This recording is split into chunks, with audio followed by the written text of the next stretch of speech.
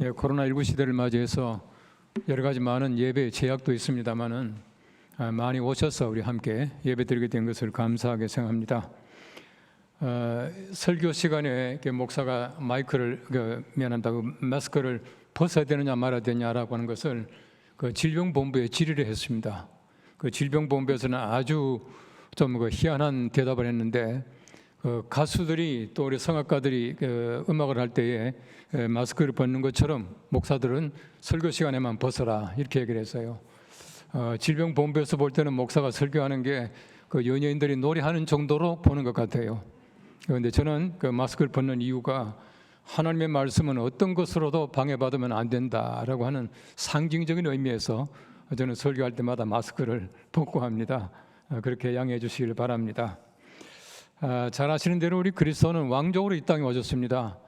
이사야서 9장 말씀에는 흔히 말하는 메시아 예언장입니다마는 이사야 9장 말씀에 보시면은 6절 말씀에 한 아기가 우리를 위하여 태어났다.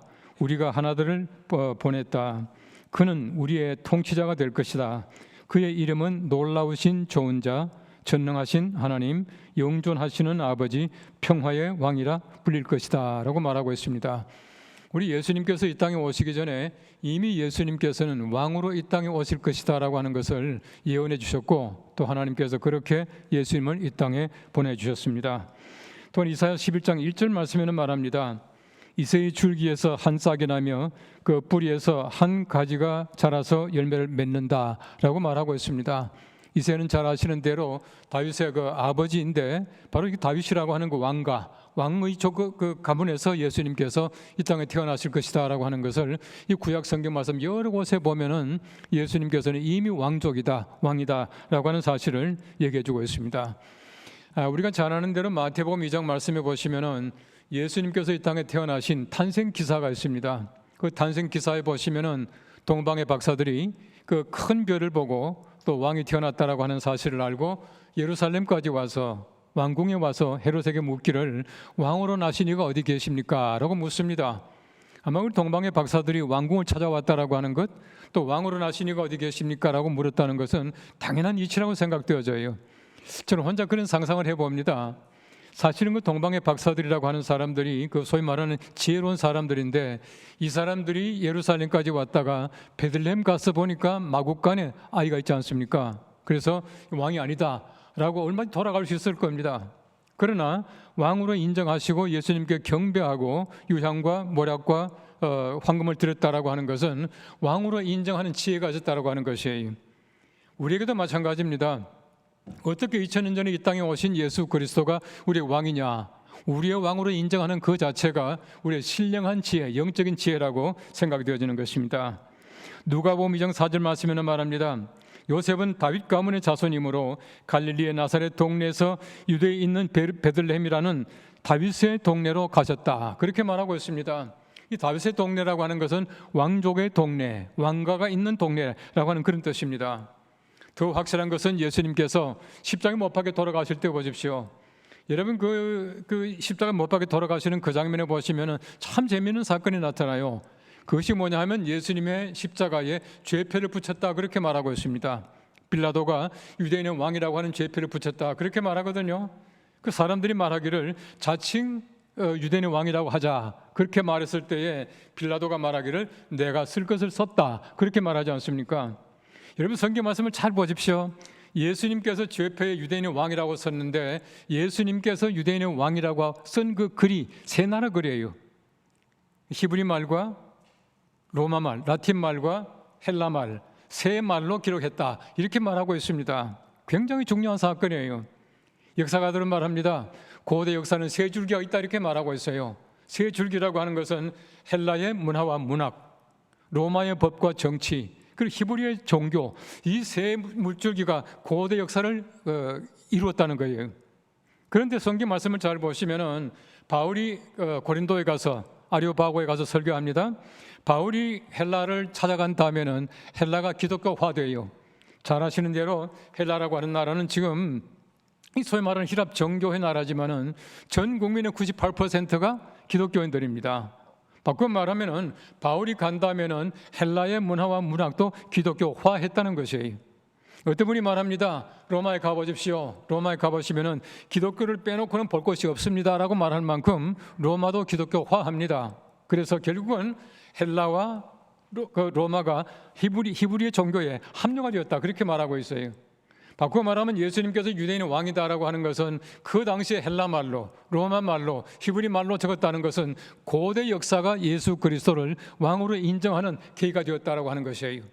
수많은 사람이 조롱합니다. 많은 사람들이 아니라고 말할지 모르지만은 자기들이 알지 못하고 한 그것이 예수 그리스도가 왕이라고 증명하는 사건이 되었다라고 하는 것을 알 수가 있는 것이에요. 여러분, 세상의 왕들 보십시오.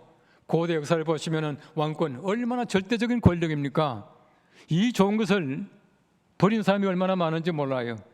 잘못함으로 말미암아 좋은 이름을 얻지 못하는 왕들이 얼마나 많이 있습니까? 우리 조선조를 보시면은 그 왕들에게 칭호가 있습니다. 조 아니면 종이에요.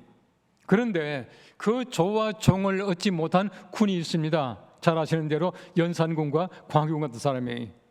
얼마나 그 왕권에 대한 찬탈 역사가 많이 있습니까? 왕이 되었기 때문에 불행한 사람들이 얼마나 많은지 몰라요. 조선조 왕들 보십시오. 평균 연령이 일반인들보다 못해요. 그 좋은 왕권이라고 말하지만은 절대 그렇지 못합니다. 이 세상의 나라에 왕권이라고 하는 게 바로 그렇다는 것이에요. 예수님께서는 말씀합니다. 나는 이 나라의 왕이 아니다라고 말씀하고 계셔요. 여러분, 예수님께서 왕이 아니다라고 하는 말은 이 세상의 왕이 아니라는 얘기입니다. 예수님께서는 영원한 그 나라의 왕으로 이 땅에 오셨다라고 하는 것을 말씀해 주고 있는 것이에요. 우리 구약 역사를 잘 보시면은 처음으로 왕이 생긴 계기가 있습니다. 이 사무엘이 세상을 떠났습니다. 떠나기 전입니다. 떠나기 전에 그 아들들이 사사가 되었어요. 그 아들들이 바로 요엘과 그 아비야라고 하는 아들들입니다. 이 아들들이 얼마나 세상을 갖다 어지럽게 만든지 몰라요. 여러분, 그 당시에 사사들의 가장 중요한 임무 중에 하나가 재판한 일인데, 성경 말씀 보시면은 요엘과 아비야가 재판을 굽게 했다, 그럴 때게 했다, 그렇게 말하고 있어요. 그 아들들이 바르게 정치하지 못함으로 말미암아 백성들이 말하기를 우리에게 왕을 주시오라고 말하지 않습니까? 하나님께서 얼마나 섭섭했는지 몰라요. 하나님이 통치하시는데, 하나님이 사람들을 통해서 통치하시는데 왕을 달라고 하니까 하나님이 좋겠습니까? 하나님께서 말씀합니다. 사무엘을 통해서 왕을 세우게 되면은 그 왕이 너희들 자손들을 아마 박해할 것이다. 세금을 많이 징수하게 될 것이다. 노역을 강하게 할 것이다. 그들이 뭐라 그럽니까? 좋습니다. 우리 자손들이 받을 겁니다 라고 말하고 있어요. 바꿔 말하면은 하나님의 사람의 실정으로 말미암아 바로 이 나라에, 이 땅에 왕이 생겼다, 그렇게 말하고 있습니다. 이게 바로 구약의 역사예요. 하나님의 사람들의 책임이 얼마나 많은지 몰라요.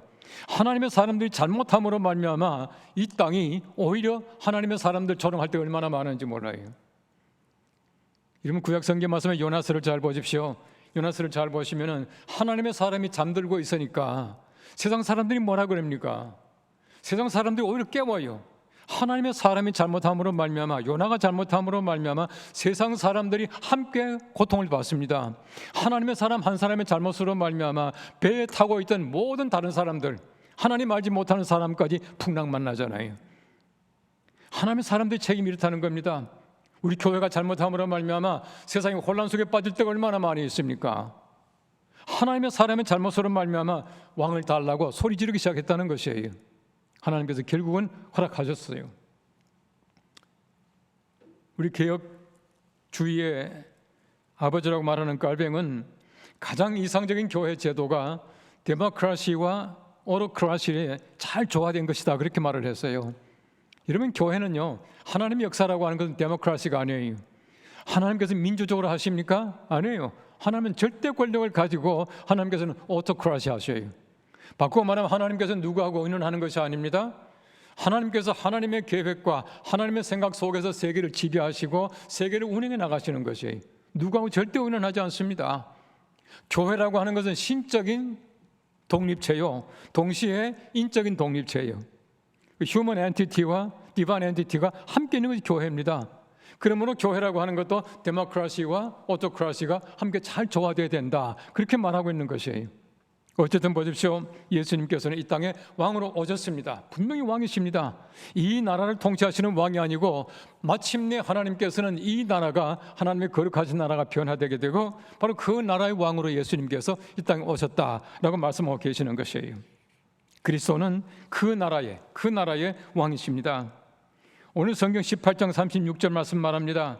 예수께서 대답하셨다. 내 나라는 이 세상에 속한 것이 아니요 나의 나라는 세상에 속한 것이라면 나의 부하들이 싸워서 나를 유대 사람들의 손에서 넘어가지 않게 하였을 것이요 그러나 사실로 내 나라는 이 세상에 속한 것이 아니요라고 말씀하고 계셔요. 예수님께서는 이 나라가 아니라 저 나라의 그 나라의 왕이시다라고 말씀하고 있는 것입니다. 바로 그 나라는 하나님의 나라요 하늘나라라고 하는 것입니다. 신학적으로 말하면 하늘나라라고 하는 것은 하나님의 나라라고 하는 것은 어떤 지역적인 개념을 가지고 있는 것이 아니에요. 하나님의 나라는 신학적으로 말하면 하나님의 주권 그렇게 해석합니다. Sovereignty of God 하나님의 주권이다라고 말하고 있어요. 하나님이 지배하시는 하나님의 공의와 하나님의 정의와 하나님의 사랑과 하나님의 평화가 지배하는 그 나라가 하나님의 나라다 주권이다라고 그렇게 말하고 있는 것입니다. 예수님께서 이 땅에 오심으로 말미암아 예수님께서는 세상을 지배하셔요. 잘 보십시오. 창조자로서 예수님께서는 모든 것을 말씀으로 만드신 주님으로서 세상을 말씀으로 통치하셔요. 여러분 성경 말씀에 예수님의 기적이라고 하는 게 많이 나오는데요. 예수님께서 바람을 잔잔하게 하시고 물결을 어떻게 하시고 여기 나오지 않습니까? 성경 말씀 잘 보시면은 예수님께서 창조자다라고 하는 사실을 증명해 보이시는 것이에요. 바로 이것이 예수님의 기적이에요. 예수님께서는 바로 천지를 창조하신 창조자이셔요. 우리 신약 성경 말씀 여러 곳에 보시면은 그로 말미암아 예수 그리스도로 말미암아 만물이 창조되었다라고 말씀하고 계셔요. 말씀으로 창조하신 예수님께서 바람이 너무 심하게 부니까 야 바람아 잔잔해 하니까 바람이 예수님께서 하신 말씀을 알아듣더라. 이게 기적이에요. 말씀으로 만드셨기 때문에 예수님 말씀을 알아듣는다는 얘기입니다. 이게 기적이라고 하는 것이에요. 예수님께서는 창조자로 바로 이 땅에서 모든 주권을 행사하신 것입니다. 예수님께서는 사탄의 세력을 지배하십니다. 귀신을 쫓아내십니다. 예수님께서는 병을 고치십니다. 이 모든 것 전부 다가 예수님께서는 왕권을 행사하신다라고 하는 사실을 얘기해 주고 있습니다. 더더구나 예수님께서는 죽음의 권세를 이기시고 부활하신 것이에요. 이것이야말로 진정한 예수님께서 왕권이다. 우리 세상의 권력이 아니라 예수님께서는 왕권으로 이 땅에 오셨다는 사실을 얘기해 주고 있는 것입니다. 하나님의 주권이 지배한다라고 하는 것은 여러분 에덴 동산을 잘 보십시오. 천지를 다 창조하신 다음에 하나님께서는 좋았더라 마지막에 사람을 창조하신 다음에 하나님께서 보시기에 심히 좋았다 말씀하고 있지 않습니까? 우리 사람들이 죄를 짓기 전 에덴 동산이라고 하는 것은 완벽한 하나님의 나라예요. 하나님의 주권이 임재하고 있는 것입니다. 죄로 말미암아 하나님의 나라가 망가지게 된 거예요. 죄로 말미암아 이 세상이 정말 이렇게 사탄의 지배 속에 들어가게 되었다라고 하는 것입니다.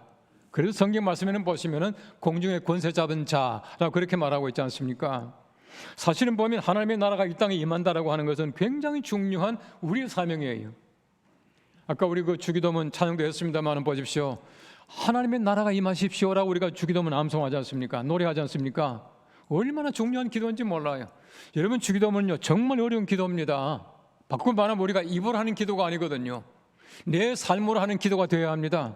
적어도 하나님의 나라가 이 땅에 임하십시오라고 기도하는 사람은 하나님의 나라가 이 땅에 임할 수 있도록 살아야 해요. 적어도 그 기도 드린 사람들은 사랑으로 살아야 합니다. 평화롭게 살아야 해요. 공평과 정의가 우리 속에서 날마다 시행되어야 합니다. 그렇게 살지 못하고 나라가 임하십시오라고 우리가 주기도문 할 수 있겠습니까? 절대 하지 못해요. 뜻이 하늘에서 이룬 것 같이 땅에서 이루어지십시오라고 우리가 기도합니다. 하나님의 뜻이 이 땅에 임할 수 있도록 우리가 그 뜻대로 살아가야 해요. 그렇지 못하고 내가 그 기도한다면 위선자입니다. 그렇지 않겠습니까? 우리에게 일용할 양식을 달라고 우리가 기도합니다. 내가 말이죠 독점하고 나만 먹는 것은 절대 좋은 일이 아니에요. 우리가 누구겠습니까? 우리에게 일용할 양식을 달라고 하는데 우리는 바로 인류 공동체예요. 오늘도 제가 보니까 우리 연세인들 가운데서 식사를 잘 못하는 사람 이게 이런 얘기가 나옵니다만은 우리 옆에 지금 굶고 있는 사람이 없는가라고 하는 것을 우리가 알고 내가 먹고 남은 것은 주겠습니다라고 하는 기도가 우리에게 일용할 양식을 달라고 하는 그 기도예요. 굉장히 어려운 기도입니다. 바꾸고 말하면 우리가 하나님의 거룩하신 나라가 임할 수 있도록 살아가야 해요. 이것이야말로 진정한 주기도문의 삶이다라고 하는 것을 얘기해 주고 있는 것입니다. 예수님의 제자들이 예수님 부활하신 다음에 승천하기 전까지는요, 하나님의 나라가 뭔지 잘 몰랐었어요. 여러분, 사도행전 1장 6절 말씀 보면 예수님이 승천하기 직전에 이렇게 말합니다. 주님께서 이스라엘에게 나라를 되찾아 주실 때가 바로 지금입니까? 라고 예수님께 질문을 해요. 이거 참 엉뚱한 질문이에요. 원래 그 헬라 성경 원문 말씀에 보시면은 바슬레야 토 이스라엘 이렇게 나옵니다. 이 말이 무슨 말이냐면은 킹덤 투 이스라엘. 바꿔 말하면은 하나님의 나라가 이스라엘 땅에 임하심이 지금입니까? 이렇게 예수님께 질문한 거예요. 이 말이 무슨 말이겠습니까? 그들에게 만일에 하나님의 나라가 임한다면은 예루살렘을 중심으로 한 이스라엘 땅에 임해야지 다른 땅에는 임할 자격이 없다 생각했던 거예요. 바꿔 말하면 아주 편협한 유대주의를 그대로 가지고 있는 겁니다. 예수님께서 말씀하셔요. 성령께서 너희에게 임하시게 되면 너희가 권능을 받는다. 그리고 예루살렘과 온 유대와 사마리아와 땅끝까지 이르러 증인이 되리라. 예수님께서는 하나님의 나라를 넓혀주세요. 저는 이것을 바로 복음의 세계화학 그렇게 해석합니다만 어쨌든 보십시오. 하나님의 나라가 그 땅에 임한다라고 하는 편협된 생각, 바로 그 생각 가지고 있을 때에 예수님께서는 그 생각을 넓혀주셨다는 겁니다. 바로 이것이야말로 예수님께서 진정 원하시던 바로 그 하나님의 나라다라고 하는 것이에요. 예수님의 첫 번째 전도가 무엇입니까? 선포가 무엇입니까? 예수님께서 무엇 때문에 오셨습니까? 회개하라, 하나님의 나라가 가까워왔다는 거예요. 그 하나님의 나라 때문에 예수님께서는 이 땅에 오셨어요. 그 하나님 나라의 왕이라는 사실을 예수님께서는 알게 하기 위해서 이 땅에서 선포하시고 가르치시고 병도 고치시고 죽으시고 사셨다라고 하는 것입니다. 우리 예수님께서 부활하신 다음에 40일 동안 더 계실 때도 바로 마찬가지입니다. 하나님의 나라를 증거하시기 위해서 40일 더 계셨다, 그렇게 말하고 있어요. 여러분, 사도행전 28장 마지막 절 보십시오. 바울도 마찬가지입니다. 바울도 이태 동안 로마에 머물면서 하나님의 나라를 증거하기 위해서 로마에 갔다, 그렇게 말하고 있습니다. 온통 하나님의 나라예요. 그 하나님의 나라의 왕 되시기 위해서 예수님께서는 이 땅에 오셨고, 바로 그 하나님의 나라가 이 땅에 임하는 바로 그 일을 위해서 예수님께서 이 땅에 계시다가 다시금 오신다라고 하는 사실을 얘기해 주고 있는 것입니다. 오늘 성경 말씀 잘 보십시오. 두 번째는 예수님께서는 진리의 왕이셔요. 오늘 37절 말씀 말합니다. 당신이 말한 대로 나는 왕이요, 나는 진리를 증언하기 위하여 태어났으며 진리를 증언하기 위하여 세상에 왔소. 진리에 속한 사람은 누구나 내가 한 말을 듣소 라고 말하고 있습니다. 이런 빌라도 보십시오. 진리신 예수님을 면전에 두고요, 진리를 몰랐어요. 세상에 많은 사람이 진리를 갖다 말하지만 진리를 잘 알지 못해요. 진리가 무엇이겠습니까? 보편적인 상식입니다. 누구에게나 보편적인 상식이에요. 헬라 말의 진리라고 하는 말은 알레세이아라고 하는 말인데, 이 알레세이아라고 하는 말은 은폐되지 않는 것, 드러나 있는 것을 알레세이아, 진리라 그렇게 말을 해요. 진리는요, 절대 독점이 아니에요. 은폐된 것이 아니에요. 모든 사람이 다 알 수 있는 것입니다. 흔히 말하기를 쉽게 말하면 동서고금을 막론하고 절대로 변치 않는 것이 진리라 그렇게 말을 합니다. 정말 변치 않습니까? 얼마나 많이 변하는지 몰라요. 시대가 변함으로 말미암아 진리도 변할 때가 얼마나 많은지 모릅니다. 예수님께서는 진리의 왕 되실 자격이 있습니다. 왜냐하면 예수님께서는 절대 변치 않아요.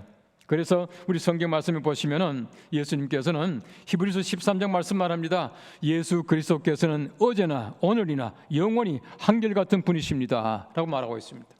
우리 옛날 성경 말씀에 보시면은 예나 지금이나 동일하신 분이라고요. 절대 변치 않습니다. 변치 않기 때문에 진리가 될 수 있고, 예수님이 진리의 왕으로 이 땅에 오셨기 때문에 진리가 세상을 지배할 수 있도록 만들어 주신다, 그렇게 말하고 있는 것이에요.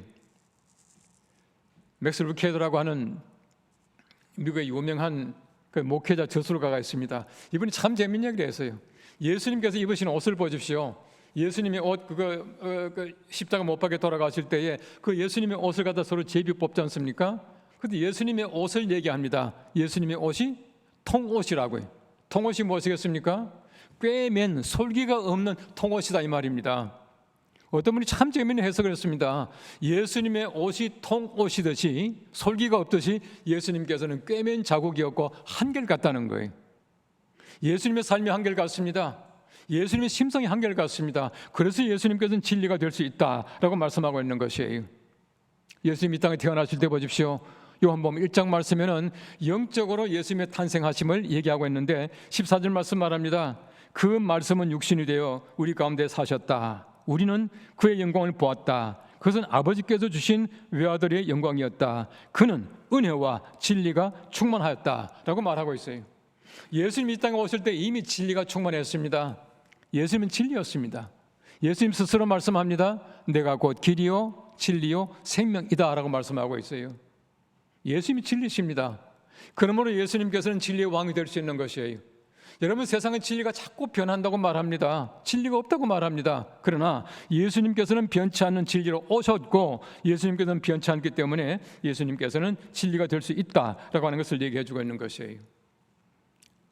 히브리 말에 진리라고 하는 말이요, 아메트라고 하는 말입니다. 이 아메트라고 하는 말이 히브리어 좀 아시는 분은 참 재밌는 말인데요. 이 아메트라고 하는 말은 그 히브리 말의 철자 가운데 제일 그 앞자, 제일 첫 자가 알레프라고 하는 말인데요. 알레프하고 제일 가운데 자가 메라고 하는 그 철자고요. 마지막에 타프인데 아메트가 첫째 자와 중간 자와 마지막 자를 합쳐가지고 아메트라고 하는 진리를 만들었어요. 참 재미있지 않습니까? 바꾸어 말하면 진리라고 하는 것은 처음과 중간과 마지막이 같다는 얘기예요.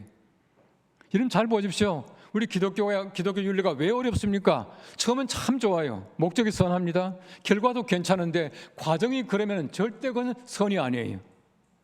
우리 때때로 보면은 과정이 잘못됨으로 말미암아 좋은 결과를 얻지 못할 때가 얼마나 많은지 몰라요. 진리가 아닐 때가 얼마나 많은지 모릅니다. 우리 예수님께서는 처음이나 중간이나 마지막이나 언제나 동일하시다. 그래서 예수님께서는 진리가 될 수 있다라고 하는 사실을 얘기해 주고 있습니다. 마르틴 루터가 종교 개혁을 일으키기 전에 한 100년 전, 거의 100년 전이에요. 얀 후스라고 하는 그 보헤미아의 유명한 신학자가 태어났습니다. 그는 사제가 되기 위해서 이 소위 말하는 그 프라하의 신학교에 들어가서 사제가 되었습니다. 사제가 되었지만은 로마 교회가 가지고 있는 여러 가지 많은 잘못된 것들, 이런 것들을 계속해서 교황에게 얘기를 했습니다. 그 교황이 소환했지만 소환은 듣지 않았습니다.